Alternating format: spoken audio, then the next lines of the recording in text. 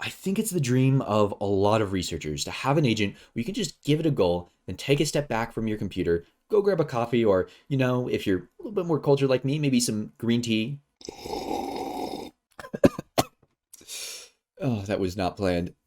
Anyway, maybe even throw a YouTube video in there. Then you come back after 10, 15 minutes and whabam, you have an agent that can do exactly what you tasked it to do. Because within those 10 to 15 minutes, it was efficiently exploring, experimenting, and now it is honed in on a way to achieve the task you gave it. And unfortunately, right now, that's just kind of a pipe dream. That's because learning from scratch just takes way too long. It'd be kind of like getting a newborn to learn how to play chess. I mean, how can you learn how to play chess when you don't even have object permanence? Heck, first, the baby would need to learn to move its arms. Heck, babies don't even know that their arms are their arms. So the point being, it just doesn't quite work. Or at least it didn't until very recently when DeepMind published a paper on Ada, where in this paper, authors train an agent to be able to learn new tasks most of the time faster than humans. And this is all taking place in a fairly complex 3D environment. For example, here you can see the agent running around, efficiently testing out different ideas to see what will achieve its new goal. We'll dive deeper into this in a minute, but first I'd like to address something. If you're familiar with work in this area, you may be like, Eden, none of this is new. There's plenty of prior work on meta learning, few shot learning, and the same kind of stuff that's going on here. And you would be right. Ada doesn't have any new groundbreaking ideas, but rather combines ideas that have worked pretty well and puts them together in a way that allows this method to scale to larger models. And I think that's a pretty important contribution, primarily because Ada is a method for reinforcement learning. Or in other words, it's training an agent to maximize a reward as its goal. And if you know anything about RL, you know it can be pretty sample inefficient. And when you combine sample inefficiency with scale, well, all hell breaks loose. As a little sneak peek of what's coming up, they actually show this later down in this paper, where they prepare a 23 million and a 265 million parameter model and train both on 22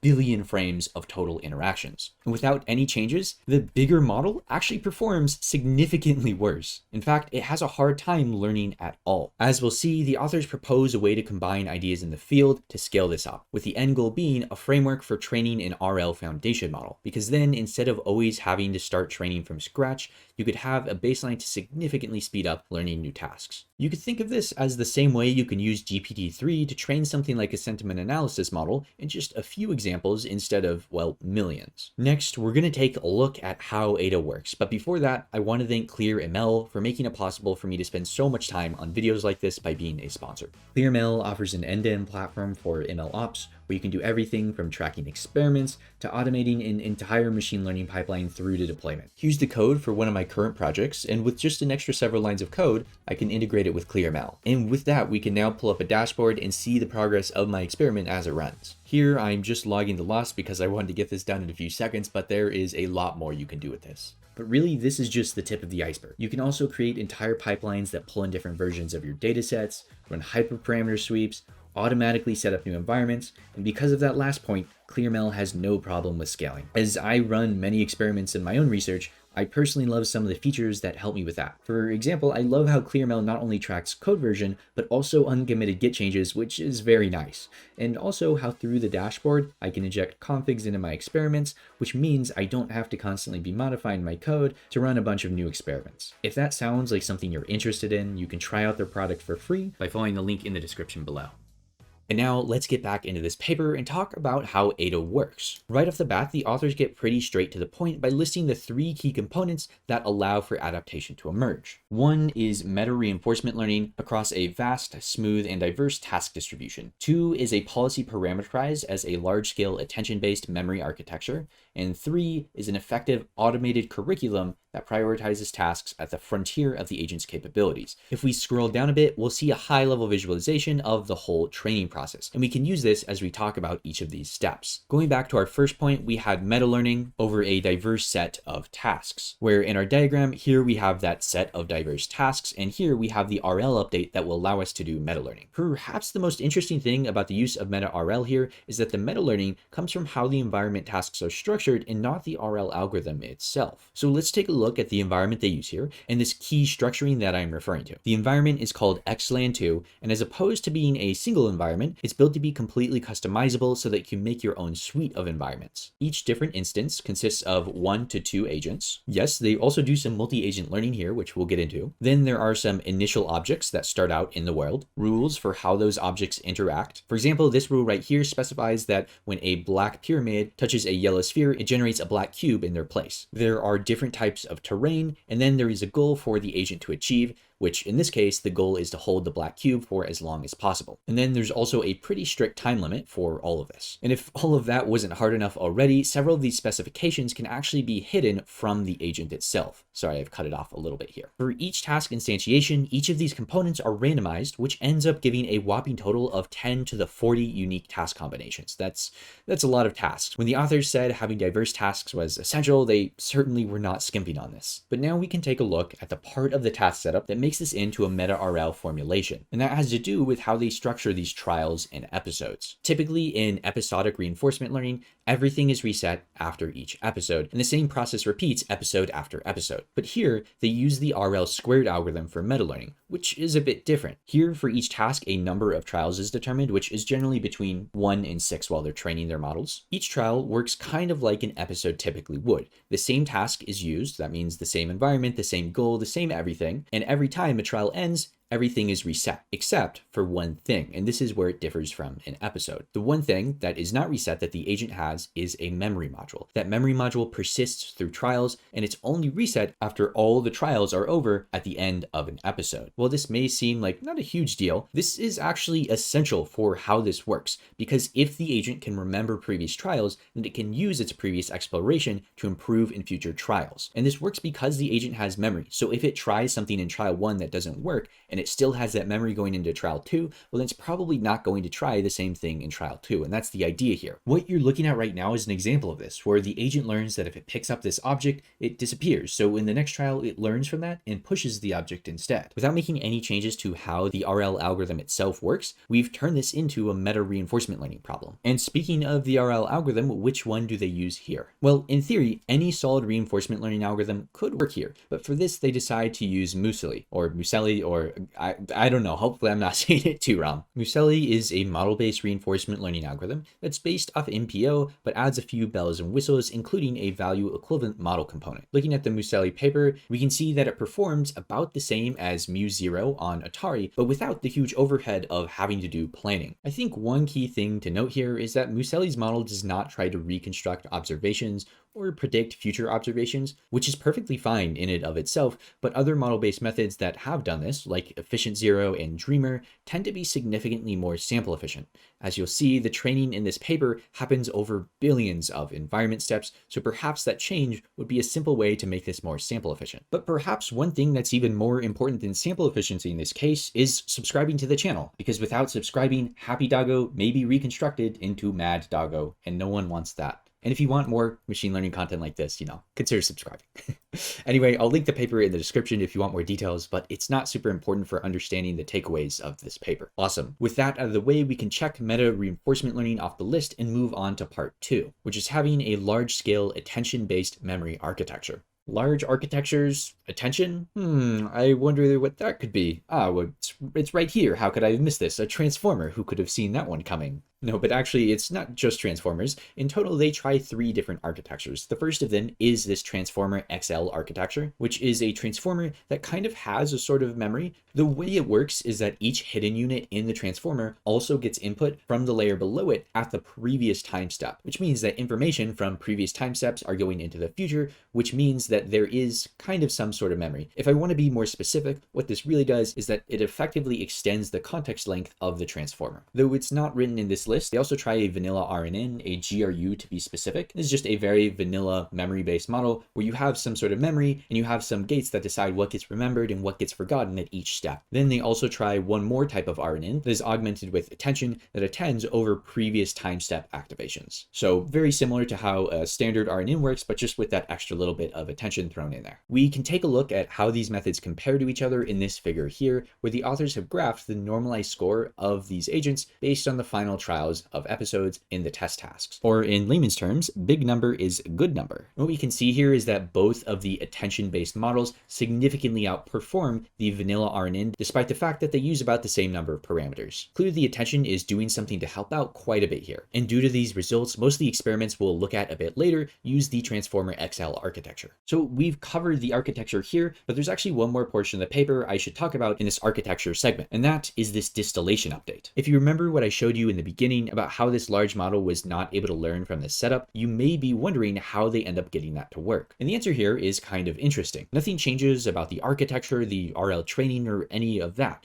but rather they add 2 steps to the start of training to essentially kickstart the large model's learning progress. And that step is where this idea of distillation comes into the picture. First, they train a smaller model called the teacher model using the whole reinforcement learning training process we were just talking about. Once the smaller model has trained for several billion steps, then they create the larger model. And when they create the larger model, they don't just start training it with reinforcement learning from scratch, but rather for the first 4 billion steps of training, they use an additional distillation loss. And what this distillation loss does is essentially distills the teacher or the smaller model into the big model. Or in other words, they try to have the larger model imitate the smaller teacher model. The idea here is that because it's much easier to train a smaller model, even though it might not be as good, you can start by training a small model. Then by having the larger model imitate the small model, it gets a lot more signal that doesn't require interacting with the environment some unreasonable amount of times. The idea is once they've done this for the first 4 billion steps, the larger model will have already kickstarted its learning process, so then it will be much easier to learn on its own, and it won't just stagnate without being able to learn anything at all. And now looking at this figure again, it should make a lot more sense. When we train the large model from scratch, it performs pretty horribly. But when we add a distillation loss, it outperforms everything else. And this is the case for both tasks where the agent is achieving a median level score and tasks where the agent is only performing a 20th percentile score. In other words, whether the agent is good or bad at this task, this approach works either way. And that explains this distillation loss. Now, it's actually kind of funny because most of the time when you see someone doing model distillation, it's being used to distill a large model into a smaller version of that model so that you can be more efficient at inference time. But here they're actually doing the opposite in a successful attempt to train the large model faster, which isn't something I had thought about before, but it certainly is an interesting use of model distillation. So now we know how to set up our tasks as a meta RL problem. We know what algorithm we're going to use for training, and we know how to get that to work with a large attention-based model. But the point here is to build a foundation model that can explore and solve tasks efficiently, especially in environments where reward is somewhat sparse. And this is the case in XLAN 2. The issue is that if you throw a bunch of hard exploration tasks at a new agent, it's just going to bang its head into the wall over and over and over, and it's not really going to learn anything because it's never going to get that first reward or enough reward in the beginning that gives it an incentive or enough signal to learn. From our 10 to the 40 tasks, we need to be able to choose ones that are not too hard, yet also not too easy for the agent at any given time. And that is where step 3 comes into play, auto curriculum learning, which we can see happening as these top steps right here. This brings us to the auto curriculum learning section, unsurprisingly, where we want to build some sort of curriculum of tasks for the agent based off its current skill level. And to do this, the authors try 2 different approaches. Approach number 1 is no-op filtering. The idea here is that you start by sampling a new task and you let both the ADA agent and the no-op agent attempt the task. The no-op agent takes no actions, hence the name no-op, so it can be used as a baseline for comparison. Given the outcome, some heuristics are used to determine whether or not this task is at the right difficulty level. One example of a heuristic they use is that the agent should be able to at least get some reward, but it shouldn't be too good at the task either. And another criteria, for example, is that the agent has to achieve a score that's sufficiently different from the no-op agent. And if all these defined heuristics are passed, then the task is used for training. The other method used for generating curriculum they try is prioritized level replay, or PLR for short. Instead of essentially using a series of if statements like in no-op filtering, PLR runs ADA through candidate tasks and estimates the agent's regret. And regret is essentially how much potential reward the agent failed to attain as estimated by its TD error. A fitness score is calculated from the regret, higher regret being better because that means the agent knows that it has more room to improve, and all the tasks with the highest fitness scores are kept in a buffer that is sampled from during training. In ablations, we can see that both of these methods, no-op filtering and PLR, work quite a bit better than uniform filtering, which is just random sampling of tasks. However, overall, PLR does perform a little bit better. Looking at how PLR and no-op filtering change the task difficulty over time, In the examples they give here, we can see PLR starts out with less rules, more trials, gives less dead-end rules overall, and it also doesn't hide as many of the critical rules. And because of these results and PLR's overall high performance, it's used as the curriculum algorithm of choice for the experiments that we'll be looking at in a bit. Ooh, so that was a lot, but we've finally gotten through all the components of how Ada works, so now we should be able to understand this full diagram. We start with a massive task pool from XLAN 2. We randomly sample a bunch of those environments. We use PLR to check which ones have the highest fitness, throw those into a training set that can be sampled from at any point during training. From there, these get fed into the actual Ada agent, which uses, in the beginning, distillation updates, and throughout the entire process, also RL updates to update this transformer-based architecture. And because it has memory combined with this unique trial and episode format, we're able to meta learn how to adapt on the fly. And now that we understand, or at least I hope you all understand, how that works, we can finally dive into the results. So let's get started with these results that give us sort of an overview of how the fully trained agent is performing. The score you see here on the y-axis is normalized based on a model that is fine-tuned on this test task, which means that a score of around 1 is very good, because it means that the model that is just trying to adapt on the fly is just as good as something that has been fine-tuned on this task. And looking at this figure, I think there's two main takeaways. And one is that Ada is pretty effectively able to make use of its multiple trials. As we can see, there is a pretty large gap between having 1 and 13 trials, though after 8 or so trials, those benefits do start to wear off. As we can see, the 8 and the 13 curves are pretty close to each other, though this should be kind of what we were expecting, because Ada was only allowed up to 6 trials during training. So if it magically learned how to use more, well, that would be kind of crazy. And the second thing to take away, is just Ada's doing pretty good here. It's able to get greater than an 80% score on 72% of these tasks. And it's only a mere about 10% of the tasks where Ada doesn't get any reward at all. So overall, pretty good, especially considering that Ada only has a limited amount of time to solve these tasks that are pretty complicated and always going to be randomized. So the final model is doing pretty good, but how does this compare to humans? I said this is pretty good. These are pretty hard tasks, but maybe these are easier than I'm making them out to be. After all, maybe if we gave this to humans, they would be able to do this much faster, you might think. Luckily for us, the authors actually tested this idea with a number of human trials. Here you can see the scores of humans and then also of the Ada agent as it gets more trials. And what you'll immediately notice is, what is that? Look at that gap right there. I'm not gonna lie, I expected humans to kind of crush this task. It seems like kind of difficult, but you would think that, a human would be able to figure this out. So one thing I thought, looking at this at first, was, maybe humans, because they don't have any prior experience with this specific environment, it takes some time to figure out the rules. There's all these rules, some of them are hidden, there's different goals, everything's randomized, but perhaps if a human, maybe had some priming to this task, then they would be able to do a lot better, maybe on par with Ada. Turns out they thought of that. The humans that participated in these trials, actually, before they participated in these trials, had to complete a bunch of test levels, not the ones that are shown in this graph, but a bunch of different test levels that would have familiarized them with the rules of how this works. So despite that, humans still kind of suck.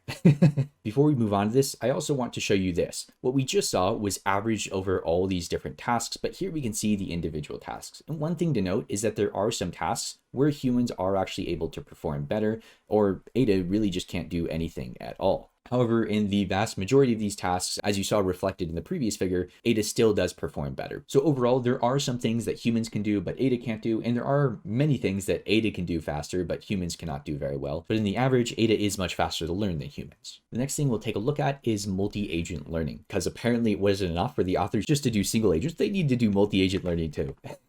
It's pretty crazy. So multi-agent learning is unsurprisingly when you have multiple agents, but more interestingly, in these tasks where there are multiple agents, these agents need to cooperate to get the maximum reward. For example, in this environment you're seeing right here, you have 2 agents, one right here and one right here, but the goals for each of them, I think, are to hold these objects on the other side of the wall that they cannot pass. So to maximize the total reward here, both of these agents need to throw their items to the other side of the wall. So this is just one example of what a multi-agent environment might look like. At the figures up here, we can see what they're trying to measure. And what they're trying to measure for multi-agent learning is an Ada agent cooperating with another Ada agent. In other words, they have, Ada, they can replicate it. They just have it work with itself, is that better than cooperating with a random agent? Because if it is, that would mean that Ada is learning some sort of cooperation that's better than just random behavior. For all the tasks that Ada is being given, if we look at the one where it's achieving the median score, we can see that there's not actually a huge difference. But the reason there's not a huge difference is because they're both already near 1. They're already near optimal performance. If, however, we instead look at the 20th percentile, or in other words, tasks where Ada is not able to do quite as well that are harder,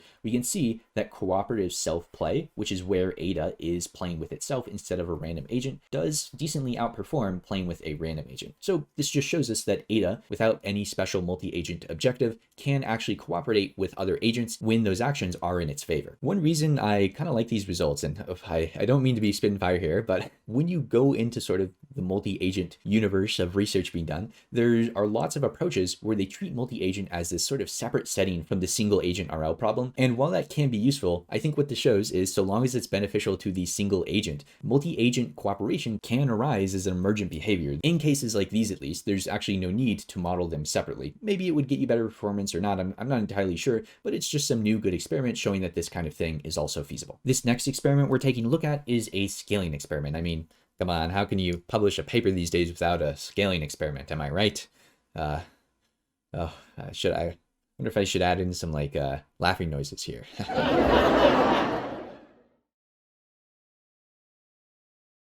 And unsurprisingly, as you might have guessed, the results here are bigger model do better. Now, I think we should, maybe not take this for granted because it was shown without this whole distillation process that they're doing to get the bigger models working, the larger models actually couldn't really learn at all. So these scaling curves are really possible because of that. The x-axis ranges from 6 million to 265 million parameters, which I don't know, maybe if you only look at large language model stuff, that may seem small, but that's huge for reinforcement learning models. No one really does reinforcement learning models that big because it's incredibly hard to train them, as you've seen.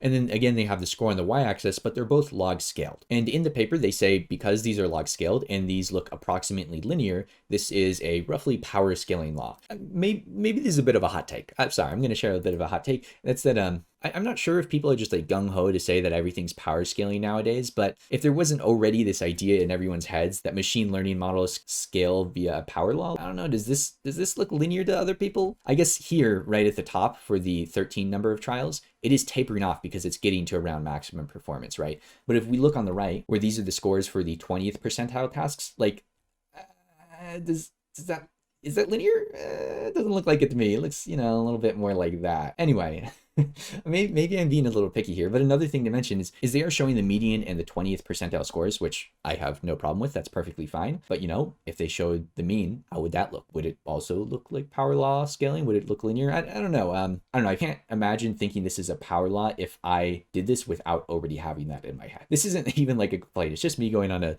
stupid rant that's a tangent. So I'll get over this. I'll go to the next results. Now, I'm just happy that it does scale. It's pretty great results. These next results are again about scaling, but this time they're scaling the memory length instead of the size of the model. I think pretty unsurprisingly, as you get a larger memory length, you do get better results here. So that is great. One thing that is interesting to point out here, maybe two things. One is that memory seems to be much more important in cases where the agent is not doing as well. So again, these are the 20th percentile tasks. In other words, it's the tasks that are harder for the agent. And perhaps the reason memory is more helpful on these is because it can't do it like in one shot or in just a few trials. It needs more trials. Hence that longer memory comes more in handy. And the other thing that's interesting is that if we look at one case as an example here, say this case where we have 5 trials, there are 300 time steps in each trial. And 5 times 300 gives us 1,800 as a total number of time steps in all of these trials. However, if we look at this sort of greenish cyan line, we will see that once it gets to 1,800, it still continues to go up a little bit. Meaning that even though the memory is getting longer than the total amount of steps it will actually see, it's still benefiting from that longer memory. And that's likely because even though it can keep memory for 1,800 steps,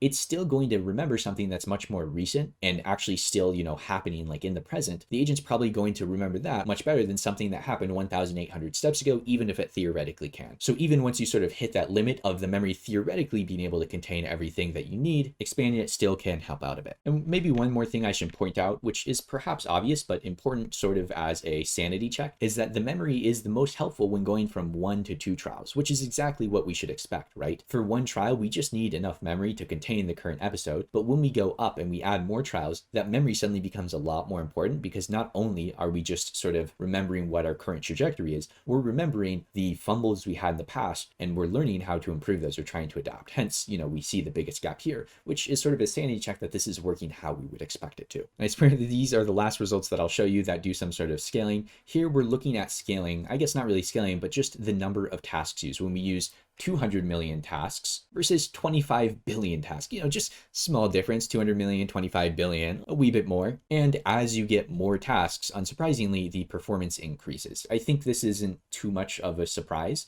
If you think of the Xland task as a distribution over tasks, when you have 200 million tasks, you're of course sampling many different possibilities, but when you have 25 billion, you're sampling more possibilities, which means you're kind of filling out your training distribution a bit more. You're also getting more diversity in what you learn. So I think it makes sense that we should expect to see this perform better. And one thing that's kind of cool is, at least with 2 to 3 trials, we can actually have the smaller model, the 23 million parameter model in blue here, outperform the 75 million parameter model by a bit just by adding more tasks, showing that, scaling parameters is not the only thing that's important. Having a diverse, wider set of tasks is also very important. And I think this kind of mirrors what we've seen in NLP, where language models, you need a bigger model to do better, but you also need better data, and that can help quite a bit. And now we finally wrapped back around these distillation results. I know I already showed you how a large model without distillation fails miserably, but one interesting experiment they add on beneath this is what happens when they do distillation with 2 small models of the same size. You might expect that there would be no benefit, or at least that's what I thought. But as it turns out,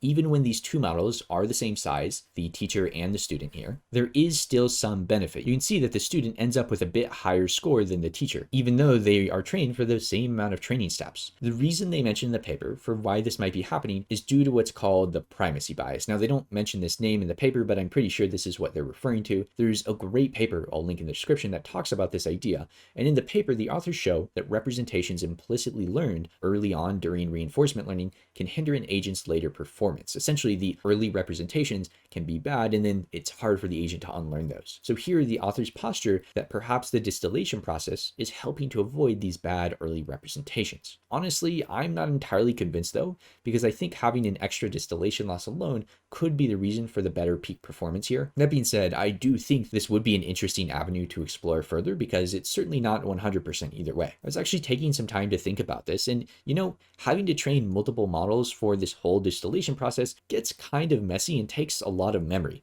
It would be really nice if we could get this to work with just one model. And I was wondering if that would be possible by training with a very high learning rate, or maybe training multiple times in the beginning with these large models. One issue, of course, of training with a larger learning rate is that some of the representations could end up bad, or the model could start jumping into some rough optimization territory. But if we randomly reset layers of hidden units, which is something they do in the primacy bias paper to unlearn bad representations, then maybe something like that would work. I really have no clue. This is a complete shot in the dark, and it's been quite the tangent. So I'll get back to the results now, but if anyone was looking for a research idea to try, there's an idea. We've covered what I think are the most interesting results from this paper. So with this, where do we now stand in the world of RL foundation models? I'll start by saying I think this is really great. Several papers I think have been trying to get at this idea. For example, the Gato paper from DeepMind and the VPT for Minecraft paper from OpenAI, both getting at something similar. And I've actually covered both on this channel if you are interested. But all of the other papers on this topic have shied away from actually using RL from start to finish. For example, the Gato paper, which used supervised learning, I remember it kind of had a line in it. I'm going to be paraphrasing this because I don't remember it exactly, but it was something like, in theory, we could also do these same experiments with reinforcement learning, and surely it would just work fine because, it's just kind of the same thing, but with RL instead of supervised learning. And no, hopefully I'm not butchering what they said here. But looking at this paper now, I think it's obvious why doing this with supervised learning and doing it with reinforcement learning is really not the same. Reinforcement learning, it's just a lot harder. The problem itself is a harder problem. Getting the model to scale was not straightforward at all. I mean, the whole distillation thing is not something I would have thought of, at least. Not to mention, it took billions of training steps plus millions and millions of unique tasks to get this working. But I think the really great thing here is that now that we have a paper looking at this, not shying away from the hard questions, is that we have a reference.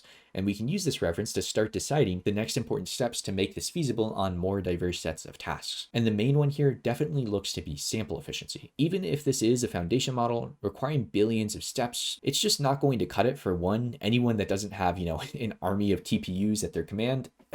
Everyone other than Google and OpenAI. Oh, sorry, what was that?